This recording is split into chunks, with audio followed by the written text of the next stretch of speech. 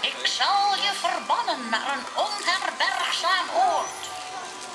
Van verdriet sprong de prins uit het torenraam, waardoor hij blind werd. En hoe liep dat nou af? Jaren later vond Rapunzel.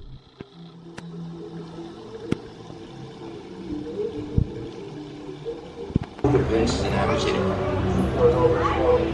Daar er al veel prinsen met een prinses trouwen, maar dat hele moeilijke iets niet konden volbrengen, meer dan lange ladders nodig had om overheen te kunnen treden. Zijn naam was de Rapunzel. De wereld kon steeds blind zijn, want zijn ogen waren zo sterk dat alle schutsbronnen naar keken.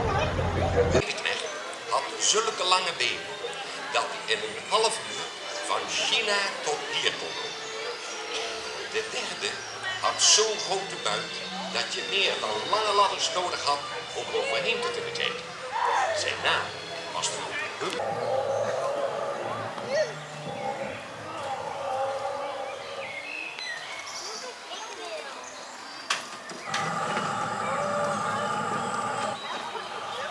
It's Murphy. No, it hasn't set itself on fire.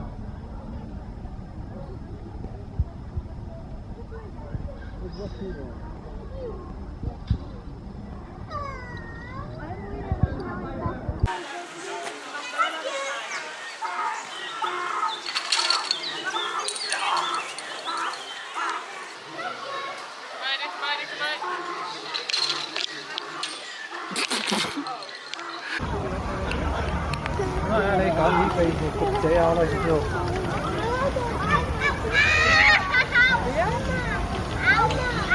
Dan kun je het dan, nou, dat heb ik gezegd.